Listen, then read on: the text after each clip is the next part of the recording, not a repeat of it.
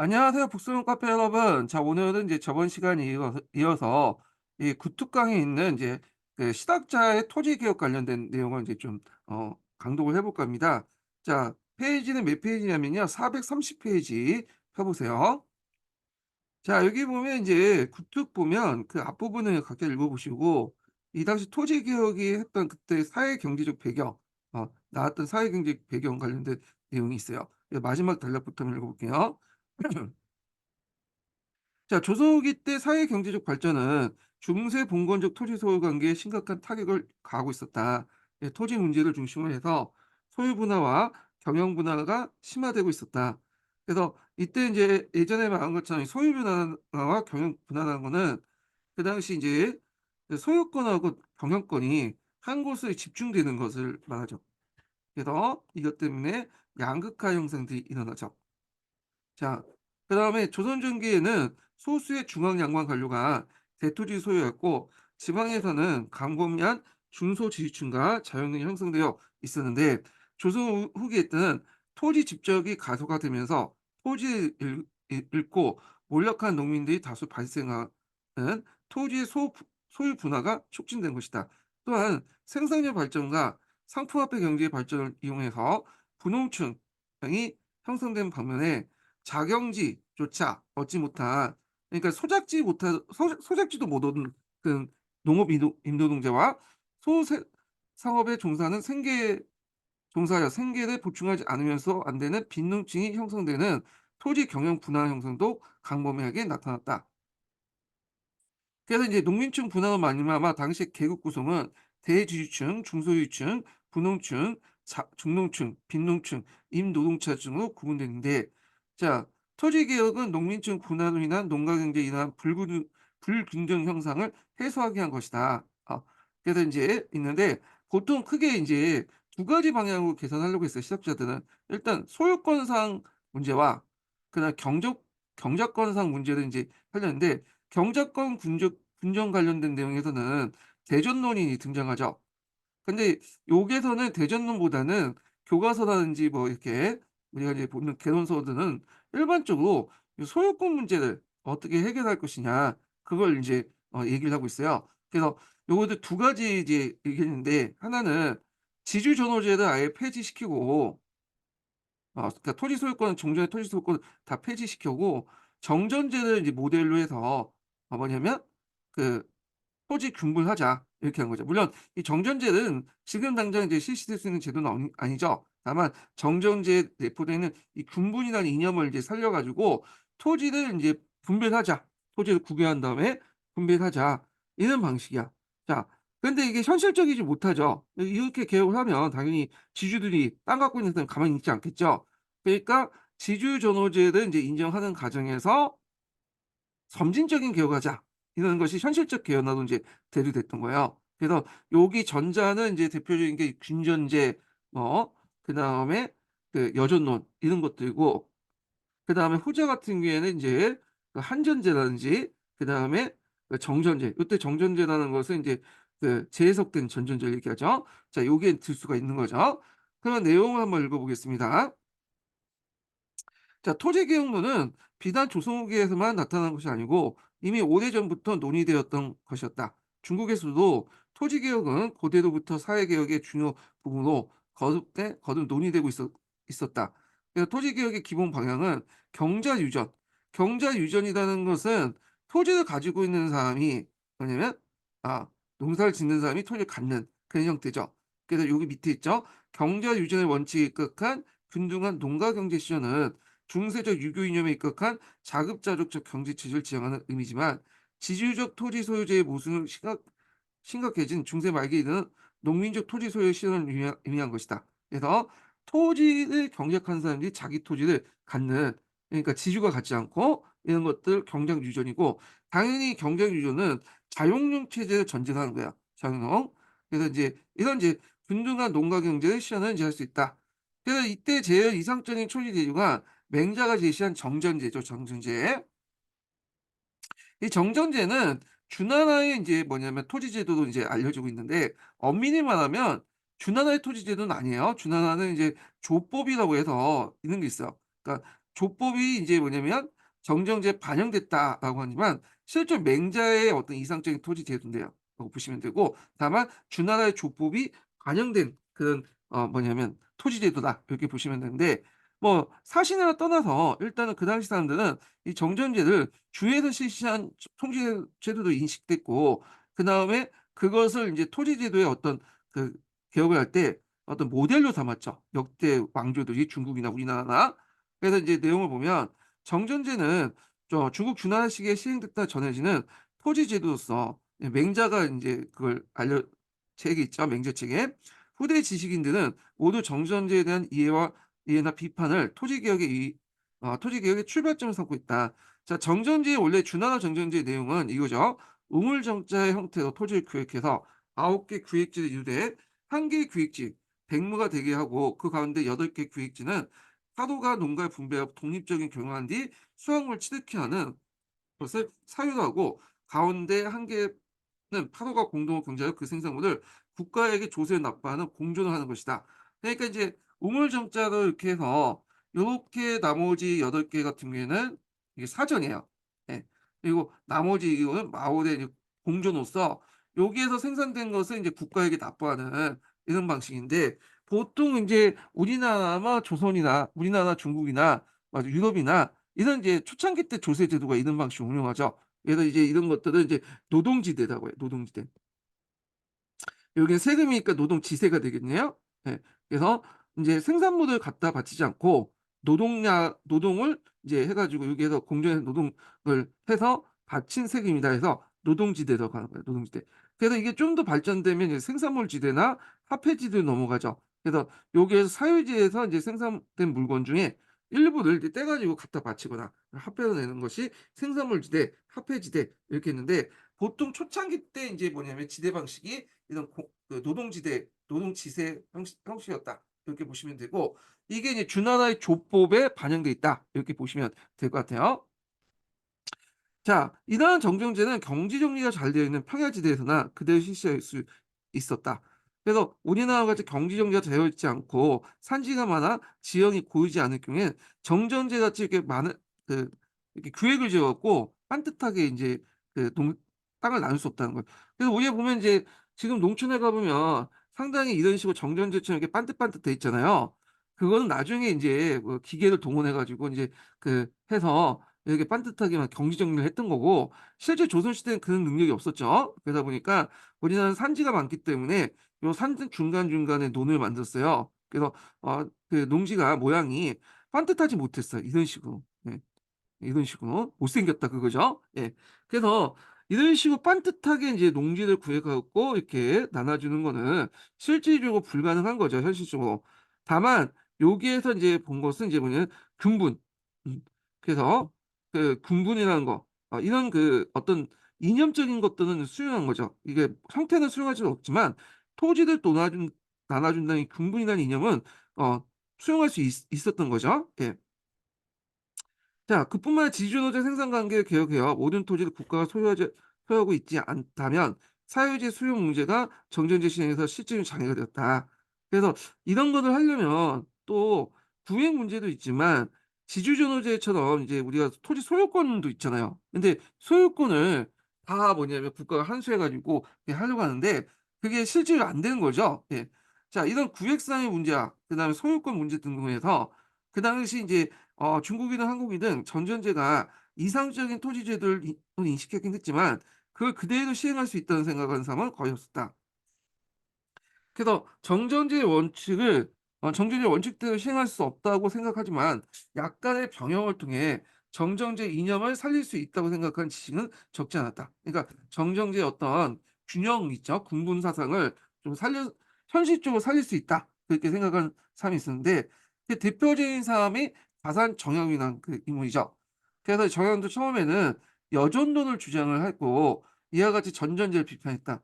그래서 정약용의 이상적인 이제 방식은 여전론을 주장했어요. 그래서 정전론을 비판했는데 이 여전론이 현실적으로 불가능하잖아요. 그러니까 인제 현실적 대안으로 정전론을 제시했는데 요때 제시된 정전론은 요게 아니에요. 그 맹자가 생각하는 그 정전제가 아니라 이거는 인제 그 정약용이 재해석한 정정론이야. 요거 뒤에 부분이 있죠. 예. 그래서 요때 정정론은 우리가 생각하는 맹자의 정정제가 아니라 준하의 정정제가 아니라 그 정약용이 그 맹자의 정정제를 보고 비판적으로 접근해서 재해석한 정정론이다. 현실에 맞게 한 거죠. 그래서 여전론은 이상적인 제도인데 반해서 정정론 같은 경우에는 나름대로 현실을 고려한 제도 방식이다. 이렇게 보시면 될 것 같아요. 자, 그러나 상고시대 때 원시유학에 대한 재해석을 행한 가운데 현실적인 사정을 고려하여 정정제를 시행할 수 있는 방안을 강구할 수 있게 되었다. 이때 정정제 아까 제가 얘기했죠. 그래서 요거 이게 제가 잘못 표시했네. 이거는 이제 어, 맹자가 말하는 정정제고 요게 이제 맹자의 정정제를 재해석하는 정정제다. 이렇게 보시면 되죠. 그는 전국적인 토지를 정자용으로 구획이 가능한 곳 구획하고 불가능한 곳은 계산상의 구획을 주장했다. 그래서 일단 형태별로 우리나라 같은 경우에는 평야지대를 제외하고는 정자용으로 이렇게 구획되기는 힘들죠. 그러니까 여기서는 좀 소수의 토지에 불과하고 대부분 산지가 많기 때문에 그냥 계산적으로 이렇게 해 갖고 꼭 모양이 아니라도 이 계산으로 해 가지고 뭐 한 평, 두 평 해 갖고 인제 이렇게 계산을 해서 하면 되고 그다음에 요게 핵심적인데 자 보유 노동력과 양의 질에 따라서 농민들에게 토지를 차등적으로 분급하는데 8인 가족들에게는 그 100 명, 그다음에 부부 두 명 2인 가족에게는 25 명을 부급했다. 그리고 정부의 농업 생산을 유가로 분업하여 농업 생산의 증대 합리화를 깨려고 했다. 자 이런 내용들이 인제 뭐냐면 그 조영용이 생각한 정정제요. 그러니까 맹자의 정정제를 현실적으로 재해석하는 정정제고요. 예.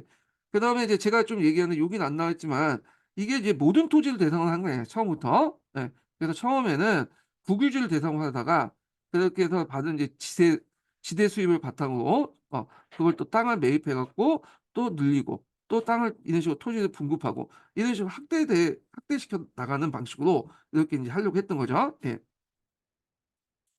자 경제와 유전의 원칙하에서 소농 경영의 안정적인 재생산을 확보하고 나아가서 상품 소생품 송상품 생산자로서 성장을 전망하고 있었던 걸 보인다. 이러한 이상적인 토지 제도는 현실적으로 점진적인 수행할 수밖에 없는데 그 방편으로 구분의 일서 같은 전문적인 시행을 통해 정전의 교정을 주장하겠다. 세금 제도를 이제 제시를 했던 거고요. 자, 이러한 정정론은 구체적인 내용에서 차이가 있지만 정형 이외에도 많은 지식인이 주장했다. 그러나 정자연 교육의 간접적 성격과 사적 토지 소유의 철폐 어둠 때문에 전쟁제 시행하기 어려웠다. 그래서 균등한 이제 농가 경제 재생산 체제를 구축하려고 정전제 이념을 살리면서 정자연 교육을 포기하고 대신 균등한 분제를 주장하는 경우가 나왔는데 이게 이제 균전론이죠. 이 유형의 균전론이에요. 예. 자 그래서 인제 이런 그 균전론을 인제 비롯해서 많은 지식인 이 균전론을 그 비롯해서 많은 지식인들이 주장한 토지 개혁이 대표적인 이론이다. 자 유용호는 왕토 사상에 기초해서 왕토 사상이라는 건 뭐냐면 "모든 토지는 왕의 토지다."라는 거야. 그러니까 인제 국유를 원칙으로 하는 토지의 국유. 그래서 이게 정근대 시대 때 중국이나 우리나라에 다 일본이나 왕토 사상이라는 게 있었거든요. 근데 이거는 관념적인 거고 소유권상 의미는 아니에요. 소유권상 의미가 아니고 그냥 통치권상 의미, 토지 공개념상 의미로서 인제 의미를 하는 거지 이 왕토 사상이 있다고 해서 토지 소유권을 뭐냐면 다 부정했다. 그렇게 말하기는 어려운데 근데 유영호는 이런 그 왕토 사상을 관념적 차원에서 받아들인 게 아니라 이걸 이제 실질적 차원에서 받아들인 거죠. 그러니까 토지 국유를 바탕으로 이제 주장한 거야. 이거는 좀 특이한 거죠. 그래서 사유지는 이제 무상몰수하고 정부의 모든 토지를 국유화한 뒤 이 토지를 여기 보면 각 농부에게 1경씩 분급하여 선백에 더 많은 토지를 분급하는 내용의 균전제적 토지 개혁을 주장했다. 자 여기에서 눈여볼 게 이제 1경이라는데 1경은 결부제가 아니라 경무제예요. 보통 우리가 이제 토지의 생산 기준을 할 때 정근대 시대 때는 결부제, 생산량을 기준으로 했잖아요. 근데 이거는 그래서 토지의 절대 면적을 기준했고 그다음에 산업공상을 이제 뭐냐면 토지를 나누는데 선비들에게 더 많은 토지를 하는 거죠. 좀 약간 신분관이 많이 신분적 어떤 차별적 신분관이 반영돼 있다. 이렇게 보시면 될 것 같아요. 자 그의 개혁은 신분제적 관념에서 아직 벗어나지 못한 한계가 있다. 한계성에 대해서 얘기를 하고 있죠. 자 그래서 이제 이 사람의 이제 노비제도와 관련돼서 예전에 한번 시험 문제 나왔죠. 그래서 이 사람도 장기적으로 볼 때 노비가 없어져야 된다는 입장은 동의돼. 그렇지만 지금 당장 현실적으로 노비 제도를 없앨 수 없으니까 일단은 뭐냐면 노비 세전법을 좀 완화시키기 위한 노비 종목법을 실시했죠. 예. 그래서 이 노비 종목법 관련된 내용이 이제 기출 문제 나왔고요. 그전에 제가 이제 강도 갈 때 그 부분에 대해서 설명해 드렸어요. 자, 유형은 이외에도 다양한 여러 가지 균전령이 제시되는데 토지 분구의 구체적인 방법은 다중다양했다.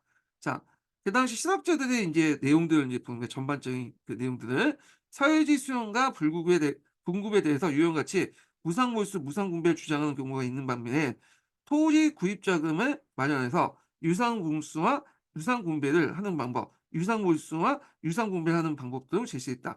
자, 요런 것들은 이제 어디 나왔냐면 여전론, 그러니까 그 앞에 얘기한 이제 그 정정제. 그러니까 요때 정정제는 그 정약용이 생각한 그 현실을 고려한 정정제죠.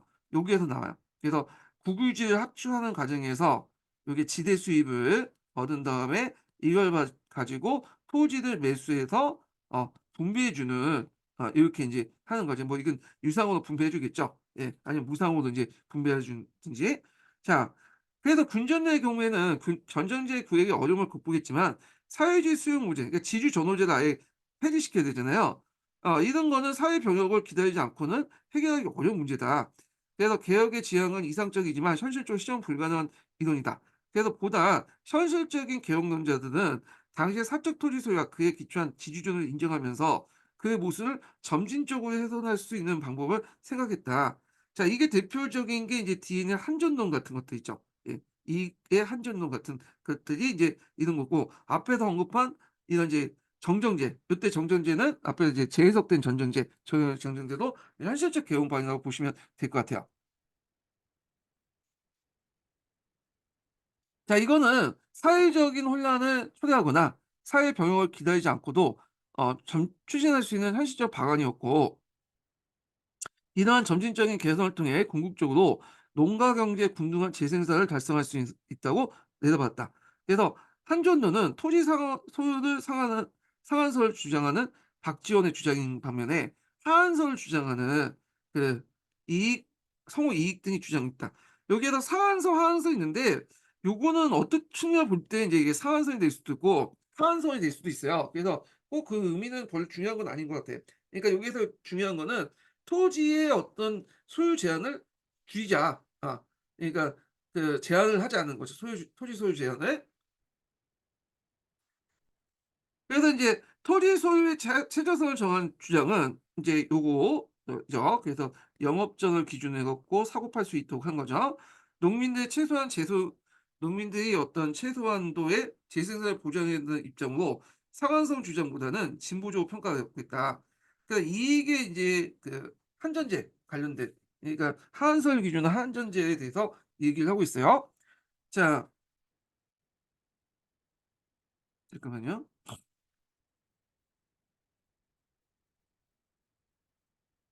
자, 이익은 생계 유지에 필요한 최소한의 토지를 영업전하고 매매를 제한함으로써 모든 농가가 영업전을 확보할 수 있도록 하는 방향을 추구했다.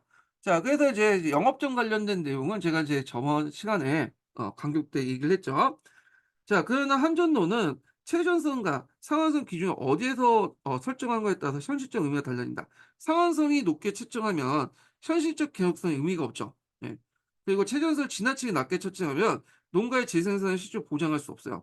그래서 상한선이 올라가면 올라갈수록 이게 대토지선을 실제로 인정해 주는 거잖아요. 너무 많다고 채워 놓으면 올려 놓으면. 근데 하한선을 너무 낮게 채지하면 적어도 인제 그 한 가구가 먹고 살 수 있는 토지가 있어야 되는데 그 토지보다 더 낮게 추정하면 그 농민들의 생존을 보장할 수 없죠. 예. 그래서 이런 문제점이 있다라는 걸 좀 기억을 해 주시면 되고, 자, 문제는 이러한 한전론이 토지 소유의 불균등 형성과 지주존의 모순을 해소할 수 있는가 점에 있는데 한전은 이러한 사회 모순 현실과 거리가 멀었다.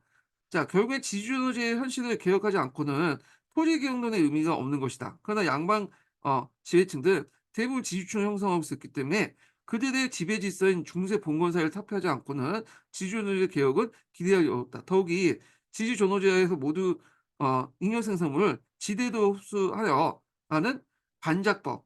이거는 이제 타조법이라고 하는 지대 간행은 농민의 성장은 물론 안정적인 재생산을 위협하는 것이었다. 정액지대 형상이 국가 소유지의 소유지나 밭의 경우에 나타나긴 했지만 아마 이거 정액지대는 정족법, 도지법 관련된 내용일 거예요. 예. 전반적 지주의 지대 수치의 양쪽으로 가혹했다. 그래서 현실을 이러한 지주전호제에 철폐하지 못한다고 하더라도 지대의 양을 인하해서 뭐냐면 농민의 안정적 재생산을 깰 수 있다는 생각은 지식인도 적지 않았고 지대의 양이라는 것은 이제 뭐냐면 이 지대라는 것은 인제 그 소작인이 그 지주에게 땅을 빌린 대가로 내는 일종의 임대료를 얘기하잖아요, 이 지대가. 그래서 이제 예전에 지대가 보통 타조법 같은 경우에는 2분의 1, 그다음에 정액지대 같은 경우에 정조법은 도지법은 3분의 1 이 정도인데 요거보다 훨씬 더 낮춰서 지대 수익을 낮추자는 거야. 예. 이걸 뭐라고 하냐면 감조돈이라고 해요, 감조돈. 예, 감조돈이 있네요. 예. 그래서 이 감조돈을 하면 어떤 효과가 있냐면 더 이상의 지대 수익을 통해서 큰 이익을 얻을 수 없다고 생각한 지주들이 토지 소유의 어떤 욕구가 떨어지게 되고 결국에는 토지를 쌍값을 내놓을 것이다. 그래서 자연스럽게 이제 뭐냐면 토지가 균분화될 것이다. 그런 생각을 가지게 된 거죠. 예. 그래서 이제 그걸 바탕으로 한 거예요. 자, 간조도는 이와 같이 토지 기용도로서 소극적이지만 현실적으로 실천적 의미가 있다. 그러니까 감조는 앞에 언급한 그 이제 그 제도 있죠. 한전제보다 더 현실적이라는 거죠. 감조도는 지대의 약을 3분의 1로 법제하자는 주장부터 조세 수준이 10분의 1, 심지어 18분의 1로 인하하다는 주장까지 있었는데 지주의 토지 경영의 의욕을 상실시켜 토지를 공존화하거나 농민의 경작권을 보호하는 의미로 포함되고 있다. 또한 전호적 기반 위의 상업적 농업을 통해 분홍으로 성장하는 농민이 있다면 그러한 성장은 고유의 봉건지대 하에서는 사실상 불가능하며 따라서 지대의 인하를 필수적으로 전제로 삼게 되는데 이런 측면에서 감조는 진보적 의미가 있다라는 거죠. 자, 이 상업적 논어, 경영 분홍 관련된 내용이죠. 보통 경영 분홍은 착용과 작용을 같이 하기 때문에 지대 수입을 높으면 높을수록 어떻게 됐어요? 빌릴 수 있는 땅이 한정될 수밖에 없겠죠. 예. 그래서 이제 뭐 여러 가지 이제 그 땅을 넓혀 가지고 여러 가지 상품 작물을 재배하고 그런 것들이 불가능하기 때문에 일단 감조도는 나름대로 현실을 고려한 나름대로 최선적인 방안책이다. 이렇게 이제 의미를 두고 있어요. 예. 자, 이상과 같은 계열의 의미에 단연한 경우 정형외 여전론이 있는데 추가하셨습니다. 여전론은 먼저 지주존호제를 철폐하여 우상 분배 방법으로 정부의 토지를 국유하고 30호 기준은 연을 기준으로 이 연은 마을이에요. 마을이 35를 기준으로 마을을 조성한 다음에 어 마을을 이제 기초로 재생산 다양한 영리 읍방 체제로서 전국의 행정제를 개편한다. 그래서 35를 이제 대충 여로 만들고 연을 묶어서 리로 만들고 그다음에 뭐 방으로 놔두고 그다음에 읍으로. 이게 아마 순서일 거야 이게 이런 식으로. 예. 그래서 그 여 단위로 이제 토지를 재분배한 뒤 여의 주민들이 이들 공동으로 경작하고 그리고 투입한 노동에 따라 분배하는 공동 경작 농장을 이제 했다. 그때 여장이 와 가지고 인제 노동력을 이제 얼마나 투입했는 평상시에 계산했다가 노동력을 많이 투입한 호에게 많이 많은 생산물을 주죠. 그래서 이거는 노동에 따라 이제 분배하는 거예요, 노동에 따라. 이거는 무슨 체제죠? 마르크스가 말하는 사회주의 체제다. 예. 그러니까 사회주의에서 나가면 공산주의 체제죠. 공산주의 체제는 필요에 따라 분배하는 거야, 필요에 따라 분배. 예. 그래서 이게 나름대로 사회주의적 의미가 있다. 이렇게 이제 보시면 돼요. 자, 이날 여존은 당시의 일반적인 토지 개혁론과는 기본적으로 시각을 달리한 거다. 그러니까 일반적인 토지 개혁론은 이제 앞에서 언급한 것처럼 크게 이제 세 개로 나눠볼 수 있는데 하나는 뭐냐면 갑자기 생각이 안 나네. 여존론. 일단 정전제 계열. 정전제를 이제 어떻게든 이제 살리는 방향이죠. 아니면 이념을 계승하는, 재해석하는 그런 계열이거나 두 번째로는 이제 하나가 또 뭐냐면 예 한전제 계열이죠. 현실적인 계열로서 인제 한 거고 여기 좀 그래도 현실적 떨어지니까 세 가지 말고는 지대론 있죠. 감조론. 근데 요 계열에 속하지 않는 아주 독창적인 어떤 토지 개혁 방향이라는 거죠, 여정제가. 예. 그래서 인제 기본적인 시각으로 달리한 것이다. 그래서 지주 전호제의 모순을 해소하고 빈농촌의 농업 생산을 보장하는 획기적인 개혁 방안이다. 자, 이상같이 이제 정전론, 구전론, 근전론, 한전론, 감전론, 여전론 등 현대 이행계 지식인들에 의해 제기됐던 토지 개혁의 주된 내용이다. 자, 이런 개혁론은 기본적으로 경자 유전의 원칙을 추구하고 있다. 경우에 따라서 국유화를 강조하는 경향도 많지 않았지만 경자 유전의 원칙을 병역적으로 추구하는 것을 이해되며 경자 유전의 원칙에 입각한 소농 경영의 안정적인 재생산의 개혁론의 기본적인 목표를 두고 있다.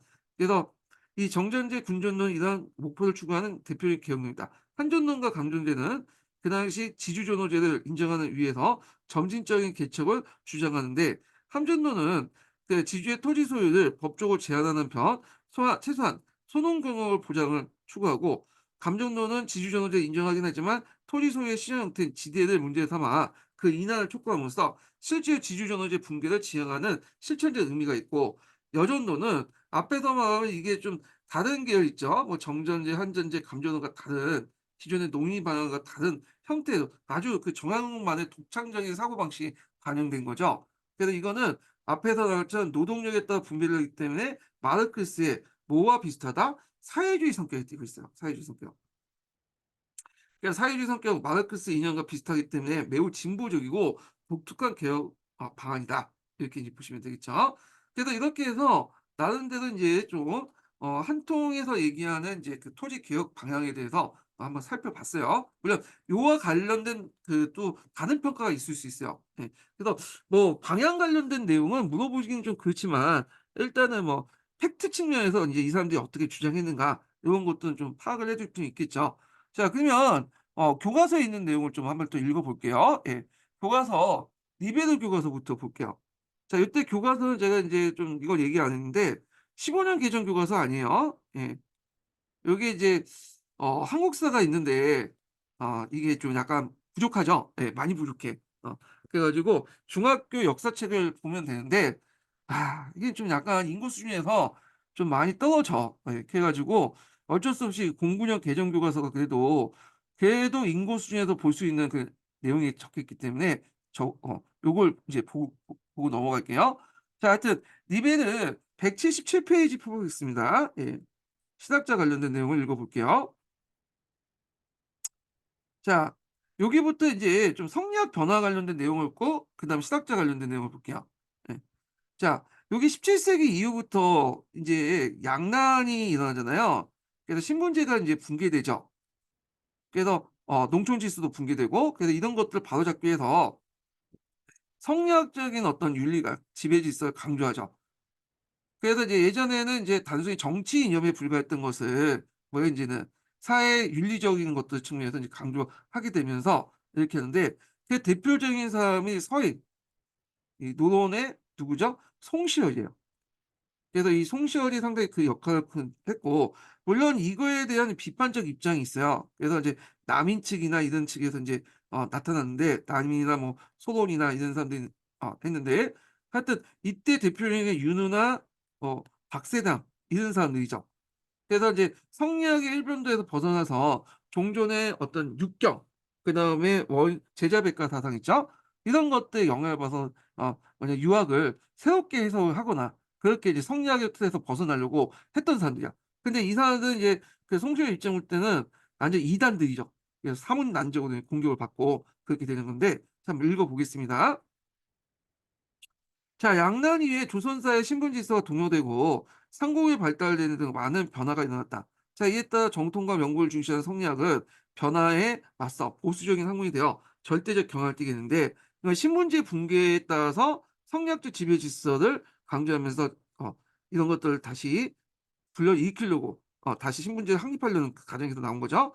특히 인주반정 이후에 정부의 주도권을 잡은 서인은 명분론을 강하고 주자 성리학을 절대화시켰다. 서인 중에서도 이제 특히 송시열 쪽에 있는 노동 계열이 있게 돼요. 뒤에 이제 서인이 소론하고 노론 나눠졌잖아요. 자, 반면에 17세 후반부터 주자 성리학을 벗어나서 고대 유학이었던 육경, 육경이라는 것은 이제 고대 유학, 원시 유학에서 인제 강조하는 경이죠. 원래 성리학은 사설을 강조하고 홍학은 오경을 강조하는데 오경 외에도 악경이라고 해서 예전에 육경이 있었어요. 지금 악경은 이름만 알려져 있는데 그래서 이제 시경, 서경, 역경, 예기, 춘추 이게 오경이죠. 여기에다가 악기를 다루는 악경을 이제 얘기한 거죠.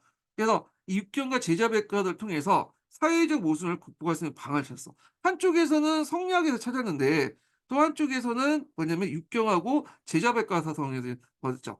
근데 여기에서도 이제 같은 그 계열 남인 안에서도 좀 경향이 가는데, 그러니까 예를 들어 갖고 인제 뭐냐면 육 성리학은 기본적으로 인정하면서 여기에다가 육경을 인제 플러스돼서 이걸 재해석하는 건, 그래서 좀 탄력적으로 해석하는 거고, 그렇지만 기본적으로 이들은 성리학자들이에요.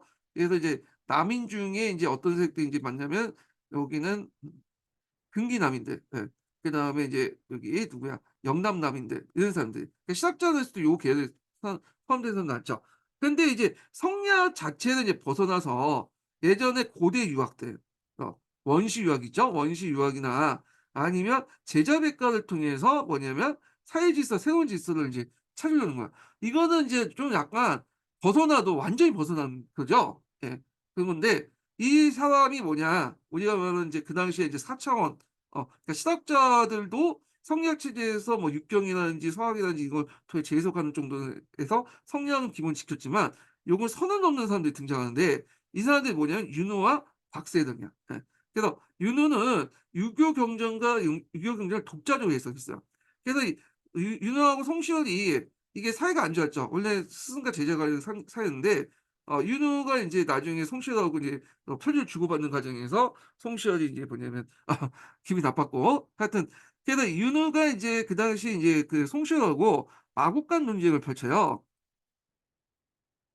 그래서 이 마곡간, 그래서 이제 춘추인가 하여튼 거기 유교 경전에 있는 것을 그 당시에 송시현은 주자 뜻대로 해석했는데 윤호는 이게 잘못됐다면서 마곡간 논쟁을 펼치게 되는데, 이 마곡간 논쟁을까지 또 얘기하려면 기니까 이렇게 이제 넘어갈게요. 하여튼 그 논쟁에서 송시현은 주자가 해석한 건 절대 옳다. 그래서 주자의 어떤 그 말에 한 끗만 달리해도 이건 그 사람이 막 안 된다 이렇게 했는데, 윤호는 무슨 말이냐, 아니 유교 경전은 뭐 주자만 해석할 수 있냐, 나도 해석할 수 있다 하면서 자기 나름대로 유교 경전을 인제 그 오경을 자기 마음대로 해석한 거죠. 자, 하여튼 이렇게 있고, 그래서 이제 윤호가 나중에 죽게 된 이유 중에 하나가 이런 송시열이 윤호를 이제 사문난적이다 해서 이단으로 인제 보고 그 죽인 것도 있다. 물론 그것 때문에 편집적으로 죽은 건 아니지만 하여튼. 자, 박세당은 실존에 관계한 양명학과 노장 사상에 영향을 받아서 반주자적인 유학 사상을 전개해서 조선 후기 때 시작 사상의 책에 이배제했다. 그래서 윤호와 박세당은 완전히 뭐냐면 그 성리학이나 육경을 해 갖고 뭔가 재해석하는, 육경이나 서학이나 재해석하는 그 틀을 넘어서 성리학에서 완전히 벗어나려고 했던 사람들이야. 그러니까 송시열이 이들을 이제 뭐라고 했냐면 사문난적이 됐죠. 사문난적. 예. 그래서 사문난적은 인제 뭐냐면 사문이라는 것은 성리학이죠. 성리학을 어집히는 무리들이라고 인제 해서 이단으로 몰아붙인 거죠. 자, 그 한편 소로는 절충적인 성격을 지닌 성운 사상을 계승하여 실존 측면을 강조한 양명학과 지나친 유교의 형식화를 비판한 노장 사상을 수용해 성리학을 융통성 있게 있다. 그래서 여기는 이제 성리학을 나름대로 송시열처럼 이렇게 뭐냐면 고조적으로 해석하는 게 아니라 육경이라든지 양명학이라든지 뭐 다른 사상을 통해서 좀 재해석하면서 현실에 맞게 해석하는 거죠. 예. 그래서 이제 사문난적까지는 아니야, 여기는. 그래서 성리학의 어떤 틀 속에서도 해석하려고 했다. 그래서 이제 이들이 받아들이는 것은 양명학도 있다는 거죠. 예. 그래서 이제 이런 내용들 좀 기억을 해 주시고, 그러나 윤호와 박세당은 아예 성리학 자체를 부정해 버리고 딴 데식으로 자기만의 어떤 독특한 사고방식으로 아니 유교를 해석했기 때문에 이제 비판을 받았던 거고요. 자, 그 밑에 호랑 논쟁 관련된 내용인데 한번 읽어 보겠습니다. 자, 성리학에 대한 이해가 깊어지면서 학자들 사이에 철학 논쟁이 일어났는데 16세기 후반에 이기론에 인제 대한 논쟁이 일어났고, 18세기 때는 이기론 논쟁은 인제 그 앞에서 인제 이와 이항 관련된 논쟁 있죠? 사단 칠정 논쟁. 예. 18세기 때 인간과 상호의 본성이 다르다고 주장한 그 인물 성동론, 성이론이죠. 예, 춤추는 논과 같다는 인물 성이론, 이 성동 이게 여기가 성이론이고 여기가 성동론이라는 논쟁 사이에 호학 논쟁이 일었다. 예. 그래서 이제 요 부분은 제가 그 앞부분에 좀 설명했고요. 호학 논쟁이 있는데 한번 읽어 보시고요. 예. 한번 읽어 봐야 되겠네요, 여기서. 예. 호학 논쟁 한번 읽어 볼게요, 그냥. 자, 한원진 등 충청도 지역의 논문학자들은 인간과 사물의 본성이 다르다는 인물 성의도를 주장했다. 기회차별성. 그러니까 이제 예전에 저 이통 기국론 있잖아요. 이 사람들 다 이제 뭐냐 이의 제자들이에요. 그러니까 제자들과 제자들이기 때문에 직속 제자는 아니지만 학통이 이학파죠. 그래서 이통을 강조하는 사람을 낙론이라고 하고 기회차별성을 강조하는 호론인데 요 기국을 이제 강조하죠. 기회차별성. 그래서 기회차별성을 주장하는 호론의 주장은 위전척사 운동을 계승했다. 이거 잘못된 거야. 네. 요거는 제가 이제 앞에 부분에 설명을 했는데 보통 여기 이제 호랑 논쟁에서 두 개로 나누잖아요. 그래서 이제 낙론하고 호노로 나누는데 호노는 19세기 세도 정치기 때 이미 이제 뭐냐면 정치적으로 이렇게 상실돼 정치적으로. 그러니까 낙론은 이제 다시 이제 두 개파로 나눠지죠. 하나는 그 우리가 유리론이라고 해서 니의 이제 이게 그 낙론이 주리론자지는 이통의 어떤 보편성을 강조하는 이 니를 어떤 식으로 이제 해석하냐면 상강오륜으로 해석해요. 그래서 요 낙론에서 좀 유리론 쪽으로 이제 번칙적으로 해석한 사람들이 위전척사 운동을 이제 주도하게 되고요. 예. 그다음에 이제 또 하나가 이제 북학사상으로 이제 나가죠. 예. 그래 갖고 청나라의 문화를 적극적으로 받아들이자. 그래서 여기도 이제 이렇게 했는데 고중학적인 어떤 것들 해 갖고 인제 19 세기 때 실사구시학파. 예. 그래서 얘네는 이제 주로 경화 거족들이 이제 주로 했기 때문에 현실 문제는 그냥 대응하지 못했던 거고 그다음에 북학사상을 이어온 게 이제 통상개화파들 있죠. 예. 이런 이제 흐름들이 이제 형성됐다. 이렇게 보시면 되겠죠. 예. 그래서 인제 이렇게 했는데 요 계열이에요. 그래서 유전척사 운동은 여기 이제 영남남인의 유리론과 이 낙론 쪽에서 갈려진 유리론이 그러니까 노론 쪽의 유리론이 합쳐져서 했는데 되게 이제 상당수 교과서에 이런 식으로 적어 놨어요. 근데 이건 잘못된 거야. 그래서 그 예전에 국사교과서 7차 그 국사교과서 그 할 때 호론이 위전척사하고 낙론이 통상개혁론과 연결된다. 이런 식으로 북학사상과 연결된다 이렇게 써 놨는데 이것 때문에 이제 비판을 받아 가지고 "이게 잘못됐다. 호론이 무슨 뭐냐." 이미 19 세기 세도 정치기 때 정치적으로 이제 의미가 상실됐던 그 세력들인데 그래 갖고 보니까 "유리론 쪽으로 연결돼야 된다." 해 가지고 이게 호론의 주장이 아니라 낙론의 중에 유리론 쪽의 주장이다라고 해서 이걸 교과서에서 다시 수정을 해 놨어요. 7차 국정교과서에서. 그러다가 이게 또 09년 15년 넘어가면서 이 주장이 다시 들어온 거야. 호론 주장이 위전척사 운동이다. 예. 틀려요 이거. 이거는 이제 좀 전문적인 사전 찾아 그 책 찾아보면 다 요쪽으로 나와 있어요 이렇게. 그래서 이게 비판인데 왜 이렇게 돼 있는지 모르겠지만 하여튼 있고요. 그래서 사안과 진술의 본성이 다르다는 관점에서 청을 온한케 조선을 중화하고자 대의 명분이 깔려 있다. 김창혁 같은 한성 지역에 노는 사람들, 이제 청나라 문화를 많이 받아들였잖아요. 그러니까 이제 이것이 이제 그 어떤 철학에도 영향을 줄 수밖에 없죠. 생각에도. 그래서 인물과 사물의 본성이 같다. 인물 성동론을 주장하면서 낙론의 주장은 후에 북학파 시작사상으로 계승되었다. 이렇게 보시면 돼요.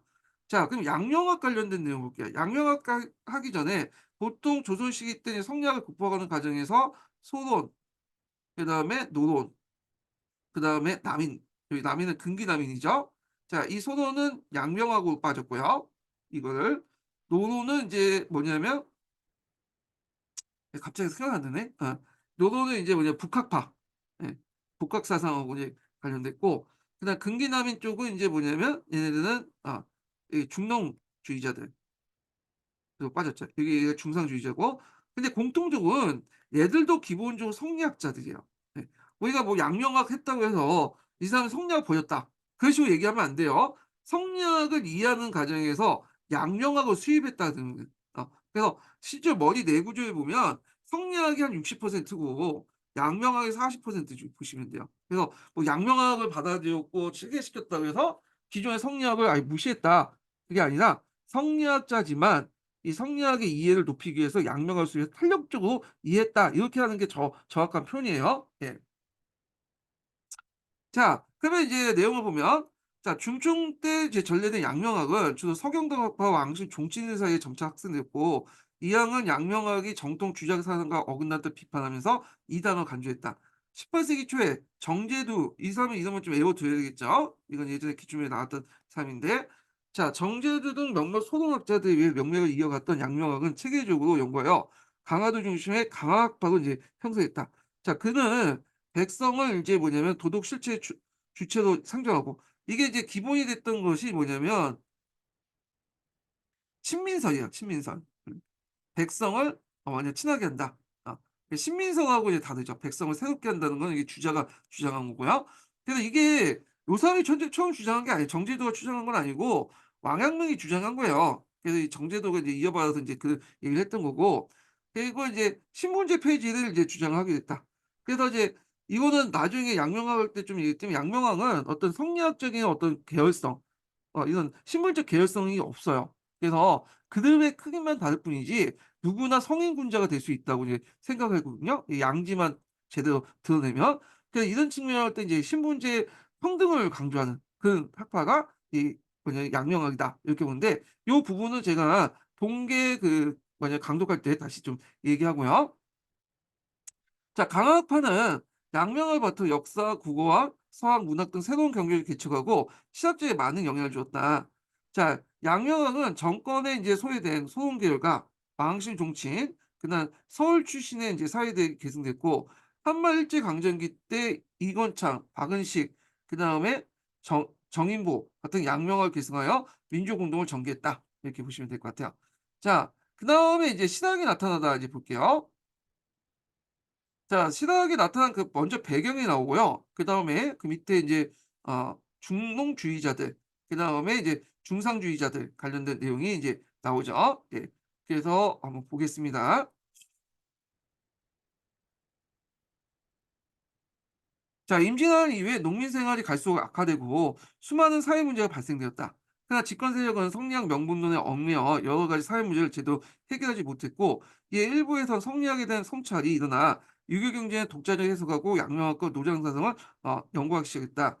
그러니까 17세기부터 집권층과 성리학 한계를 자각하고 현실에 개혁하려는 신학자들이 등장했는데, 자, 이 이수강, 항백경, 김육 같은 사람들은 뭐 우리가 이제 신학 운동이라고 해 갖고 이제 본격적인 신학자가 평가받지는 않지만 나름대로 신학자의 어떤 선구자 같은 역할을 한 거죠. 후에 중농주의, 중상주의 어떤 선구자 18, 19세기 때 등장한.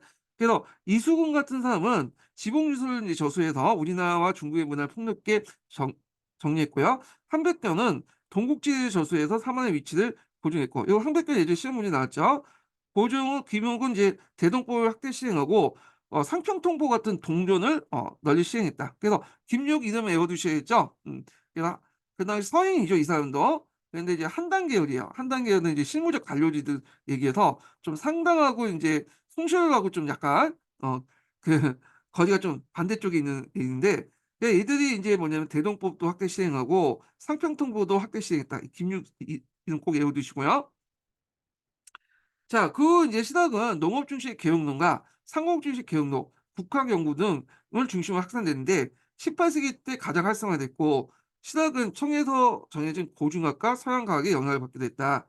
자, 그래서 이제 이때 고중학, 어떤 사실에 대한 탐구, 방법론적인 어떤 그걸 제공했죠. 그래서 청나라부터 권력 문화가 이제 들어오면서 이렇게 했고, 서양과학은 이제 선교사들이나 뭐 서학이나 이거 뭐 이제 선교사보다는 우리나라는 이제 직접 가 갖고 중국에서 배워온 거죠. 예. 거기 안에는 이제 서학의 큰 범위 안에는 기독교도 좀 들어가 있고요. 예. 먼저 이제 18세기 전반에 등장했던 것이 경세치용학파예요. 예. 이 사람을 이제 중농주의 학파라고 하죠. 참고로 우리가 이제 이렇게 신학, 그다음에 경세치용학파, 이용호생학파 이런 식으로 분류를 해놨는데, 그때 당시 사람들은 그렇게 생각하지 않았어요. 자신들은 성리학자로 생각하고 있고, 다만 현실 문제를 개혁하기 위해서 나름대로 개혁책을 추구한 거예요. 제시한 것뿐인데, 뒤에 있는 사람들이 이제 이런 식으로 묶어놓은 거야. 예, 그래서 이들 무리는 신학자고, 그리고 앞에 언급한 신학자의 선구자고, 이 사람은 중농주의자, 이 중상주의 이렇게 이제 묶어서 설명했다. 그렇지만 당시 사람들은 그렇게 생각 안 했다는 거 이게 좀 파악을 해두시면 될 것 같고, 18세기 전반에 농업 중심의 개혁론을 제시한 시학자들은 농촌 사회의 안정을 깨기 위해서 농민들의 처지에서 각종 제도와 개혁을 추구했다. 이들 경세치용학파 또는 중농주의 학파라고 하죠. 자, 농업 중심의 개혁론은 17세기 후반에 하락한 유효원에 의해서 체계화됐다. 그는 평생 농촌에 묻혀서 학문 연구를 몰두했고 반개 수업을 지었다. 반개 수업은 이제 반개는 유효원의 호예요. 예.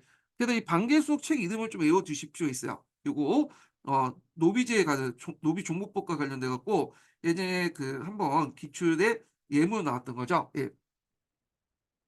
자, 유용은 이 책에서 농민들이 일정한 면적의 토지를 나누는 균전론을 내세워서 자연농 육성을 위한 토지제도 개발했고, 아울러 그 양반 분벌제도, 그 과거제도, 노비제도를 모순도 함께 비판했다. 근데 비판만 했는데, 근데 당장 지금 없애자고 한 건 아니었어요. 현실을 고려해서 점진적으로 없애자는 입장이야. 그러니까 약간 이제 이 중농주의자들이 중상주의자보다도 상대적으로 볼 때 신분제 폐지에 대해서 좀 소극적이었어. 신분제 폐지하자는 입장이긴 하지만 당장 지금 폐지하기는 좀 힘드니까 점진적인 폐지를 이렇게 주장을 했던 거고, 이에 반해서 인제 그 중상주의자들, 특히 북학파들은 좀 급진적인 어떤 폐지 같은 것도 주장했던 거죠. 예. 자, 유형을 계승한 이의는 성호사설, 이것도 이제 명칭에 외워두셔야죠. 예. 그래서 이의 호가 이제 성호잖아요. 예. 그래서 인제 있고, 이익을 자영농 육성하기 위해서 매 호마다 영업전을 갖게 하고 나머지 토지를 매매에 허락하여 점진적인 토지 공분을 이루가는 한전론을 주장했다. 그리고 나라를 이제 좀먹는 6가지 패단, 육존이라고 하죠, 육존. 그래서 노비제도, 가거제도, 양반 분벌제도, 사치와 미신, 승려 계획 등을 지적했다. 자, 이익에 제재했던 정양홍은 신학사상을 계승하면서 북학사상도 적극 수용하면서 사회개혁을 내놓았다. 그래서 정양홍은 이제 앞에서 얘기한 것처럼 중상주의적 자지만 중농주의적 요소도 있고요. 북학파도 이제 적극적으로 수용하고 18세기와 19세기의 어떤 가도기 사상가였다고 보시면 되겠죠. 그 신유박해토에서 이제 전라남도 강진 이 외갓집에 내려가서 유배당한 정영은 18년 동안 기양살이를 하면서 지방행정 개혁에 대한 목민신서, 중앙행정 개혁을 하는 경세유포, 그다음에 헌법에 관한 흥문신서 같은 500권의 책을 조수했고요. 그래서 이걸 이제 후대에 묶어가지고 여유당 전서 만들었죠. 그리고 요 과정에서 인제 뭐냐면 신학, 조선 후기 신학의 어떤 그런 것들이 부각이 됐어요. 이렇게 이제 연구한 걸 조선학 운동이라고 하고요. 그래서 요 관련된 내용이 이제 기출에 나왔던 거죠. 여유당 전서를 만들고 신학이라는 개념, 조선 후기 신학이라는 개념이 부각되고 조선학 운동을 통해 이 신학을 본격적으로 연구했다. 그래서 그 세계사적 보편성과 한국의 어떤 특수성을 여기에 이제 신학 사상에 잘 반영됐다. 이렇게 보고 있죠. 예. 자, 정약용은 토지제도 개혁론은 처음엔 여전론을 내세웠다가 나중에 전전제도 현실에 맞게 시행을 주장했다. 요때 전전제는 아까 얘기했잖아. 뭐냐면 그 현실에 맞는 정전제인데 요게 인제 좀 약간 잘못됐어. 예. 교과서가. 여기 보면 정전제는 정부의 토지를 구개하고 정전을 편성한 다음에 구분의 일을 공존하고 농민들의 공동을 경쟁시켜 나머지 농민의 분배한 제도. 틀렸죠. 이거는 맹자가 말하는 정전제고 우리가 말하는 그 뭐냐면 여기 정형이 말하는 정전제는 이것을 비판적 재해석한 현실화된 정전제야. 그러니까 요 내용은 틀린 정전제야. 요거는요. 예. 자, 하여튼 있고 여전노는 한마을 단위로 하는 토지를 공동으로 소유하고 경작하여 수확량에 따라 노동력을 분배하는 정책. 일종의 공동 농장 제도고 요거는 사회주의와 비슷한 정책. 마르크스가 말하는 사회주의 개념과 비슷한 개념이다. 그래서 독특한 어떤 토지 개혁론이다. 이렇게 이제 얘기를 해 봤어요. 예. 자, 그래서 인제 요런 내용도 있고요. 그다음에 상공업 중시의 개혁론을 펴다. 예. 이용우 생각파라고 하는 그 중상주의자들이죠. 자, 그래서 이제 주로 이제 집권 노론세력들이 인제 주로 이제 노론의 자제들이 인제 주장했던 건데 뭐 홍대영, 박지원 이런 사람들이 대표적인 건데 자, 한번 읽어 보겠습니다. 자, 18세기 후반 상공의 발전과 기술 혁신을 주장하는 신학자들이 나타났다. 주로 노론 출신이었던 이들은 청해 문물을 적극 수용하여 부국강병과 이용호생에 어 힘쓰고자 주장했다. 이들 북학파 또는 이용호생파라고 한다. 북학파의 선구자 유수원은 그 사회개혁을 기록한 우서인데 엄밀히 말해서 유서원이 이제 북학파 선구자라고 뭐 평가할 수 있는데 북학파는 아니에요, 이 사람은. 그래서 왜냐면 얘네들하고 좀 약간 연차도 좀 다를 뿐 아니라 좀 시기적으로 다를 뿐만 아니라 유수원은 약간 노론 출신이 아니라 이 사람 서원 출신이야. 의외로. 이 사람들 다 노론 출신인데. 자, 하여튼 우서에서 토지제도의 개혁보다는 농업의 상업적 경영과 기술 혁신을 통해 생산성을 높이고 산업공사 평등화 전문화를 이룬다고 주장했다. 그래서 이게 이제 중상주의와 중농주의자들 토지 개혁하고 좀 차이점이 있는데 중농주의자는 토지를 균등하게 분배해서 어떻게 이제 뭐 자유농을 이제 창출하는 데 있고, 근데 이에 반해서 이제 그 중상주의자들은 뭐 토지 개혁에도 좀 신경 쓰지만 얘네들은 지주존을 좀 인정하는 가운데서 농업 생산량을 올리는 데 있어요. 예. 그래서 이제 농촌 문제를 해결하게 된다. 이런 방식의 농업 문제 해결책을 주장했던 거죠. 생산성을 높여서 농업 문제 해결하자 이런 거죠. 토지 이제 개혁보다는. 물론 이 사람들 중에 토지 제도 개혁을 주장하는 사람도 있긴 있어요. 예. 박지원 같은 사람도 한전제를 주장했는데 상대적으로 볼 때 그렇다는 거죠. 자, 홍대용인데 이 홍대용은 이제부터 이제 박지원, 박재가 뭐 이런 사람들 다 북학파죠. 이 사람들. 자, 그래서 청해 사신을 왕래하면서 얻은 경험을 바탕으로 연행사죠. 이 당시. 그래서 청나라 사신으로 가서 물론 이 사신 강국이나 하여튼 박쥐는 수행으로 따라와 가지고 많은 것을 보고 적었어요. 그래 갖고 이제 여러 뭐 연화일기라든지 의사문단이라든지 그런 책들을 만들었죠. 홍대영의 의사문단이나 박지원의 연화일기는 이렇게 연행사 왔다 갔다 하면서 보고 드는 것들을 이제 바탕으로 해서 적었던 거예요. 예. 그래서 이제 이 사람은 임하경문과 의사문답을 이제 저수했고, 홍대영은 기술혁신과 문벌제도 철폐, 그리고 성리학의 극복이 부국강복의 근본이라고 강조했다. 그리고 예전에 한번 시험 문제 나왔던 것이 무한우주론, 지전론 이런 것들에서 중화사상을 비판했다. 그래서 지전설 같은 경우에는 자전, 지구가 이제 자전했다는 것이고, 그래서 이거 예전에 한번 기출문제 나왔죠. 그래서 이 지전설은 홍대영이 처음 주장한 건 아니고 김석형인가? 그 사람이 있어요. 이름을 잠깐 혼나는데 하여튼 김모식이라는 사람이 있어요. 그 사람이 주장했던 거를 이제 홍대영이 얘기한 거고, 물론 이거는 서양의 어떤 이제 그 과학 기술을 수용하는 과정에서 이제 우리나라 학자들이 받아들였는데, 그다음 김석형인가 김형석이 하여튼 그 사람이 먼저 받아들였고, 그다음 홍대영, 그다음 박지원의 열화일기에도 그 내용이 있어요. 지전설 관련된 내용. 그래서 자전 관련된 내용이 있고, 무한우주론. 그래서 이 무한우주론에 보면 지구는 진짜 그 많은 별들 중에 그 지구의 별과 행성 중에 그 하나의 티끌에 불과하고, 그 티끌에 있는 그 중앙에 큰 그 티끌에 있는 그 중국이라는 존재는 상당히 더 티끌에 불과한 거죠. 그래서 이런 사대부의 중화 사상을 비판했다는 거. 의산문답에서 이제 그 내용이 나와 있죠. 예. 박지원은 상공업 진흥을 강조하면서 수레와 성박의 이용, 화폐 유통의 필요성을 주장했다. 여기 눈여볼 게 예전에 이 수레, 어, 수레가 잘 사용하지 않다 보니까 우리나라 물류 체계가 망가지게 되고 도로가 안 나아지고, 그러다 보니까 여러 가지 물자들이 그 산지에만 머물러 있고 서로 교류가 안 된다는 거죠. 근데 중국에서 가보니까 수레가 발달돼 있고 수레를 자주 사용하다 보니까 도로도 널찍널찍 크고, 그리고 도로를 놓고 이제 도로에 이제 수레를 통해서 도로 위에 이제 수레를 굴려 가지면서 전국 각지에 이제 물자를 유통하는 그런 것들을 이제 얘기를 하고 있는 거죠. 예. 그 양반 문벌제도의 어떤 비생산을 비판했다. 뭐 호진이라든지 양반전이라든지 이런 것들이 들어가 있죠. 자, 농업에는 영농방법의 혁신, 상업적 농업 요것도 예전에 기출에 나왔던 거고, 수의시설 충동을 통해 농업 생산을 높이는데 관심을 기울였고, 또 그다음에 박지원은 농업기술과 농업정책을 다는 가농소총 요거 좀 외워두세요. 언제 나올 수도 있어.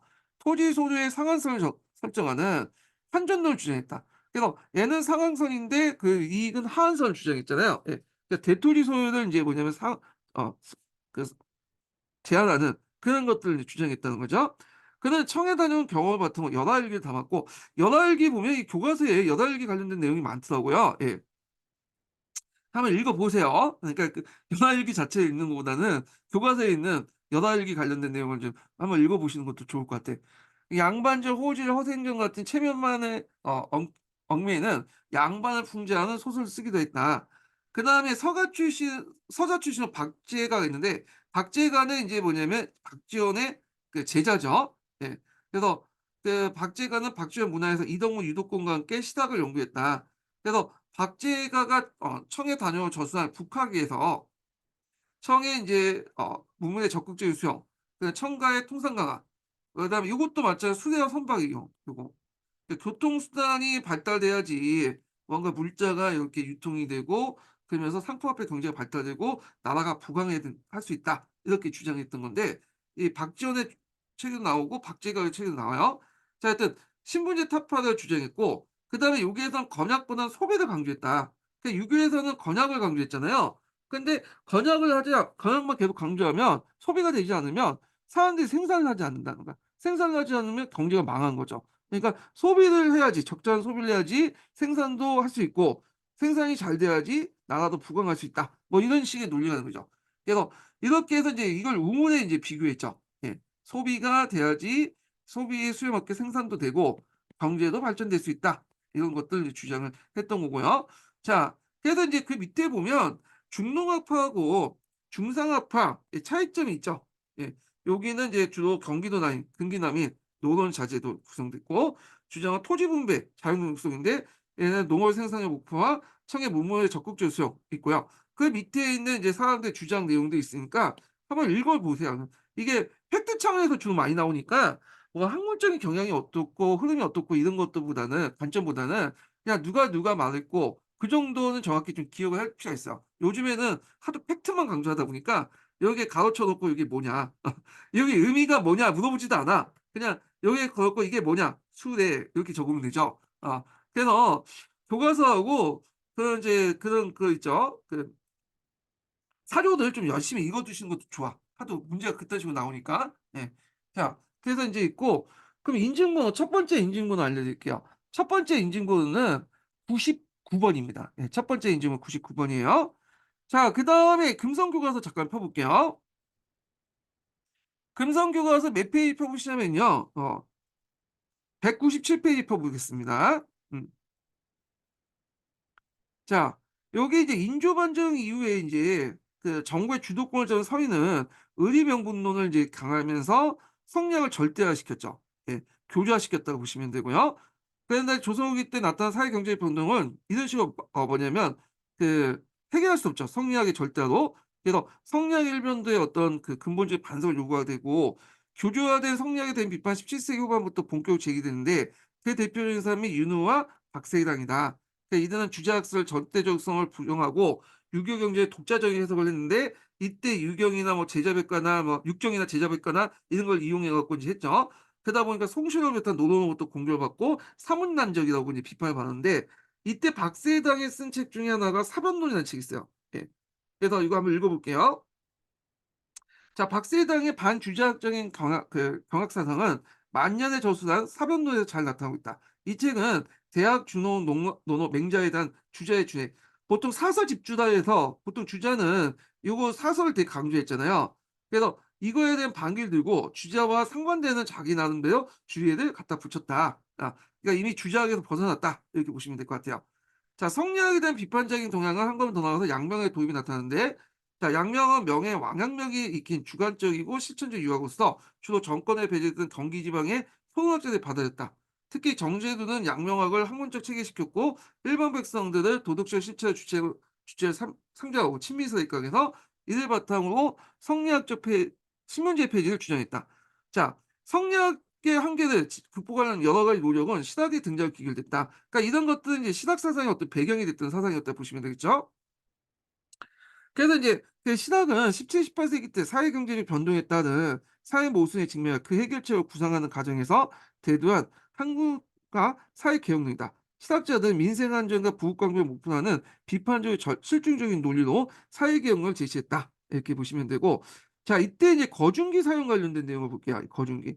이 거중기는 그 뭐냐면 기기도설이라고 해서 기기도설인가?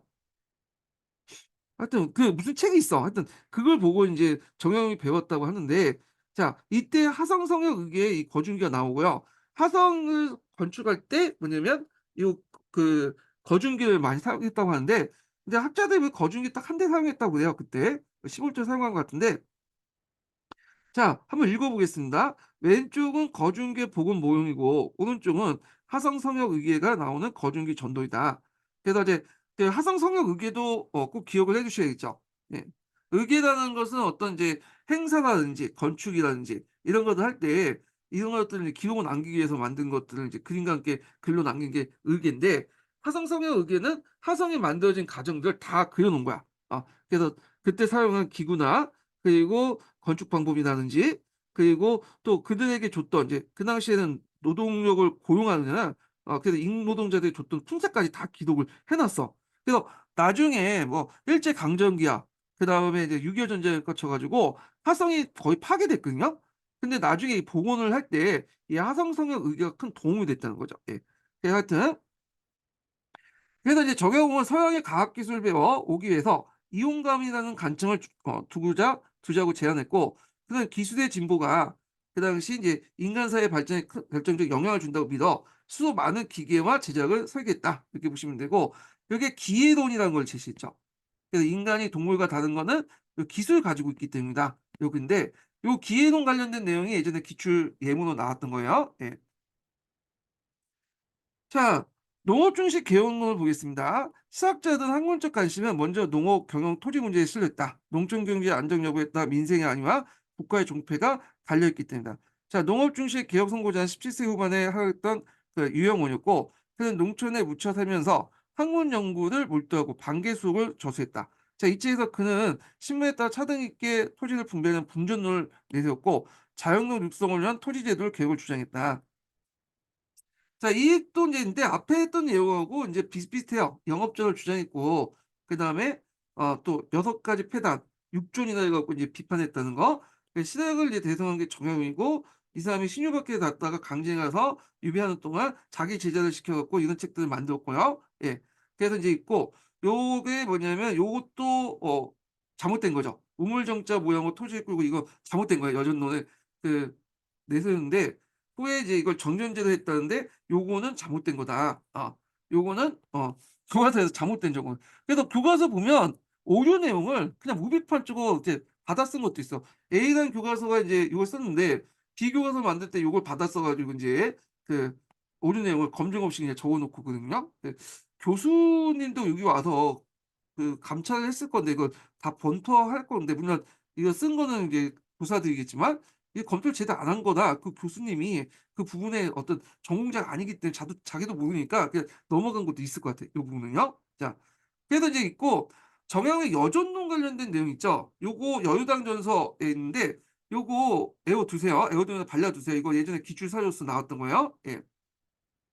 그래서 인제 뭐 여에는 여장을 두고 여장의 역할이 있죠. 그래서 인제 이거 있는데 한번 쭉 읽어 보시면 되고, 그래서 이제 여기에 보면 먼저 국가에 바친 세금을 제하고 그다음으로 이제 여장의 봉고를 제하고 나머지를 가지고 장부에 이거에 일정한 양을 명예에 분배하는데, 이때 장부에 기록된 것은 뭐냐면 노동량이죠. 예, 노동량. 그래서 노동에 따라서 뭐냐면 이렇게 나눠주는. 그다음에 박제갈 소비관 우물을 비교해서 했죠. 그 우물을 비교해 갖고 우물 쓰지 않으면 비틀어지기 때문에 이렇게 음을 계속 써야 된다. 마찬가지로 생산도 계속해야 된다. 이런 내용인데, 자, 요 내용 한번 볼게요. 그러니까 재물을 비유하자면 생과 같다. 우물을 퍼내면 차고 버려두면 발라 버린다. 그리고 비단 옷을 입지 않아서 나라에 비단을 짜는 사람이 없게 되면 여공이 쇠퇴하며 찌그러진 그릇을 싫어하지 않고 기교가 승상하지 않아서 공작의 기술을 익히지 않으면 기회가 사라진다. 그래서 검역할 것이 아니라 뭐냐면 소비를 해야 된다. 이렇게 해서 경제가 발전할 수밖에 없다. 이렇게 이제 소비를 해야지 경제가 발전한다. 그 내용이죠. 자, 그다음에 이제 상공중시 개혁론을 볼게요. 18세기 후반 농업뿐만 아니라 상공지능과 기술 혁신을 주장한 시작자가 등장했는데 청의 영향을 받았기 때문에 북학파란다. 자, 북학파의 선구자인 유승원은 우술 이제 저수하여 중국과 우리나라 문물을 비교하며 여러 가지 개혁을 했고요. 18세 후반에 홍대영, 박지영, 박제가 등에 의해서 이 연합파라고 하죠. 크게 발전했다. 홍대영은 청에 왕래하면서 얻은 경험 같은 거 경륜하는지 의산문답 등을 저수했고, 박지원은 청해당에서 연하일기를 저수해 상공진을 강조했고요. 박제가 역시 북학예를 저수해서 청해 문문을 적극적으로 수용했다. 자, 이게 이제 시각사상은 계하사상에 영향을 줬다. 이렇게 있고요. 여기 보면 연행도가 있죠. 연행도는 뭐냐 하면 요게 이제 연경이에요. 예. 연경은 예전에 북경이죠. 북경을 그 당시 영경이라고 2층을 불렸거든요. 왜냐하면 북경이 예전에 연나라 수도였어요. 전국시대 연나라 있죠. 그 때문에 이걸 영경이라고 또 부르기도 했어요. 그래서 영경, 북경에 가는 사절단을 그린 거예요. 이거는요. 예. 그래서 이제 요런 것들인데 이 연행사나 아니면 연행사에 따라갔던 그런 그 수행원 따라갔던 사람 중에 박지원, 박제가 뭐 홍대영 이런 사람이 있고, 이 사람들이 청에서 갔다 갔다 하면서 보고 든 것들을 적어 놓은 책들이 의사문답이나 연화일기나 뭐 북학이나 그런 책들이다. 이렇게 보시면 되겠죠. 자, 그다음에 인제 마지막으로 뭘 보냐면 여기 비상교과서 이제 보겠습니다. 아니, 미대인 교과서인가? 네, 미대인 교과서 볼게요. 네. 미대인 교과서 197페이지, 157페이지 볼게요. 156페이지 156페이지 보겠습니다. 자, 앞부분은 거의 비슷비슷해요. 예. 그래서 이제 성리학이 절대하고 송시현이 있고 그 반대에서 이제 윤호와 박세당이 까불다가 사문난적을 이제 했고 사문난적의 의미가 있죠. 유교리를 어짚거나 어긋나는 행동을 하는 사람들 가리킨 말이다. 그래서 이제 또 양명학과 신학이 등장했고 양명학 같은 경우에는 이제 뭐냐 성리학 한계 극복하려고 노력했고 지행합의는 실질성 강조했다. 그렇지만 이단으로 배출을 받았고 주로 소론학자들이 계승했고 뭐 정제도가 본격적으로 연구해서 강학파를 이제 형성했다. 그렇지만 한계는 구체적인 현실 개혁 방안을 제시하지 못했다. 왜냐하면 양명학은 나중에 읽지만 심성은 문제가 되게 강조해. 현실 개혁 문제하고 상관없는 거예요. 예. 그래서 이제 심성을 어떻게 이제 뭐냐 수양하에 따라서 성리학과 다른 방법을 제시한 거지 현실 문제는 어떤 개혁을 관련된 내용은 없어요. 그래서 그것 때문에 심학이라고 해서 막 비판을 받고 그러거든요. 나중에 좀 얘기하고. 자, 그래서 신학은 17, 18세기 때 이제 사회경제 변동에 따라 해결책을 구상하는 과정에서 이제 나왔던 거고요. 그래서 이제 요때 이제 대표적인 이제 초창기 때 신학자들 얘기 있죠. 뭐 이수강, 황백견 이 사람들이 이제 쭉 있고, 그다음에 이들은 이제 청에서 받은 고중학과 사원 기술을 받아들여서 이제 연구했고, 농업상공업 중심 개혁론가 국학연구로 확산됐다. 뭐 이런 내용인데, 자, 그래서 이제 이수경의 지붕유설에 대한 설명인데. 이때 최초로 이제 천주교 교리와 관련된 내용을 소개했어요. 물론 천주 교리는 소개했지만 그다음 천주시나 그 책을 소개했지만 천주교에 대해서 좋게 생각하지 않았어요. 이승광도. 예, 단순히 이제 천주교가 이렇다. 천주교의 성악설에 대해서 막 비판하고 그런 내용이 있어요. 일단 자, 그다음에 이제 여기 보면 이제 농민생활이면 토지개혁을 주장하자. 그래서 여기 중농학자들의 의견 있죠. 중농주의 학자들의 의견. 그래서 유용훈 이익 정영도의 시작자는 농민 생활의 안정을 가장 우선시했고 이들은 토지 소유의 불균형으로 농민 생활 어려워진다고 판단하여 토지제도 개혁에 적극 추진했다. 그래서 이와 바탕으로 또 수치체제와 군사행정조직 국가제도를 개혁하자 했고 이들 중농학파, 경세 치용학파로 한다. 자, 유용 관련된 내용 있죠. 반개 수업을 통해 군전을 주장했고요. 관리 선비 농민들의 차등을 두어서 토지를 분배하고 자연을 육성하고 자영농을 중시로 군사제도와 교육제를 재정비하고 노비 세습제를 확파했다. 그래서 요거는 노비 세습제 확파를 주장한 것은 이제 그 당장 확파하는 거 아니라 노비 종목법을 통해서 점진적으로 이제 노비 세전을 없애자 이렇게 주장을 했던 거고요. 자, 그다음 성호학파는 이제 그 이익이 이제 성호 이게 이제 호가 성호죠. 그래서 한전론을 이제 주장했는데 성호는 그래서 한전을 매매를 금지 영업전을 설정해서 최소한 농민생활을 보장하고 급박의 토지 매매를 허용해 점진적 토지 소유를 하자는 의견이었죠. 노비제도를 비판하고 당장 폐지할 수 있다면 노비 매매만 해도 금지해야 된다 이렇게 주장했고요. 그래서 신학을 집단생활 적용은 여전을 주장했고요. 여전론 관련된 내용 이렇게 있고요. 자, 하지만 이 구상은 당장 신학이 없다고 보고 정전제를 실시했다. 그래서 이제 이 정전제도 이것도 잘못된 내용이야. 그래서 09년 개정 교과서에 있는 정전제는 다 잘못된 거야. 15년 개정은 저 중학교 때 이것도 잘못된 내용 같은데 하여튼 다 잘못됐어 이게. 이게 내용 자체가. 자, 하여튼 그리고 목민신서와 경세유포에서 통치자는 백성을 위해 존재하며 권력은 본래 백성부터 나온다. 이게 이제 그 탕론이라는 곳에서 나와요. 여기 목민신서 경세유포에 경세 탕론이 있나? 예. 하여튼 요게 이제 있는데 여기에서 이제 주장했던 탕론과 원문이네. 예. 그래갖고 탕론과 원문에서 군주의 권력이 백성에 나오며 통치자는 백성에 존재한다. 그 백성이 그러니까 군주가 제 역할 못하고 무능하면 쫓아낼 수 있다는 거야. 천자 교체서까지 이제 주장하게 돼요. 근데 물론 이제 천자 교체의 주체는 일반 백성이 아니라 뭐냐면 사대부 지식인들이죠. 예. 그래서 이제 하여튼 그 당시에는 좀더 뭐랄까 위험한 사상이죠. 예. 항저의 사상, 중국의 항저의 사상 영향받은 것 같기도 한데, 자, 하여튼 이렇게 주장했다 이렇게 보시면 되고, 자, 신학자의 토지 개혁론 보면 이익의 한정론 있고 저의 저전론인데 한정론을 읽어보세요. 이렇게 한번 읽어볼게요. 제가 읽어볼게요. 그냥. 예. 국가는 마땅히 한 집안의 세가를 맞춰 재산을 계산하여 토지 몇 분을 1호에 영업점하며 강제도처럼 한다. 당의 군전체처럼 이렇게 나눠준다는 거예요. 그리고 땅이 많은 자는 빼앗아 줄이지 않고 미치지 못하는 자도 더 주지 않으며 돈이 있고 살고자 하는 자는 비록 1,100 개를 가지고 허락을 주고 땅이 많아서 팔고자 하는 자는 다만 영업전 몇 부 외에는 허락하지 않는다. 그러니까 영업전을 기준으로 해 갖고 초과한 사람들은 팔 수는 있는데 매입할 수는 없고 영업전이 좀 적은 사람은 살 수 있는데 뭐냐면 할 수는 없고 이런 식으로 인제 해서 점진적인 이제 토지 군분을 이루자 이렇게 이제 주장을 했던 사람들이죠. 자 그다음에 주장이죠. 상공호지는까 이제 북학을 주장하자 이렇게 볼게요. 자 유수원, 홍대영, 박지원, 박재가 등 시작자는 도시 인구 증가와 상품화폐 경제의 발전을 변화하는 현실에 주목했다. 자 이들은 적극적인 상공진흥과 기술혁신을 통해 부국 강민을 이루고자 주장하여 중상학파 또는 이용호생학파한다. 그래서 청과 적극 교류하면서 선지 문물을 수용했기 때문에 북학과라고 했다. 그래서 유수원 관련된 내용이 있죠. 그래서 이제 우수에서 상공업을 진흥하기 위해서 상업을 충실하는 생각을 버리고 산업공사의 직업적 평등과 전문화를 이루었다고 주장했고 홍대영은 뭐 청에 왕래하면서 얻은 경험을 바탕으로 기술 혁신과 문물제도 폐지를 강조하면서 성리학 극복의 어떤 극복을 부국강의 전제받고요. 복합 사상은 박제의 한 단계 발전됐는데 박제는 생산과 유통을 중요하다 보고 수레와 선박의 이용, 화폐 유통의 필요성을 강조하고 양반적 호질 등의 학문서를 통해서 울고 먹는 양반적 호되게 비판했고요. 박제가는 청나라를 다녀온 다음에 북학위를 이제 저수하고 청의 문물을 적극적으로 수용하고 주장했다. 그리고 자기 스승과 마찬가지로 수레와 성박의 이용을 확대하고 소비를 촉진하면 생산력 증대를 역설하고요.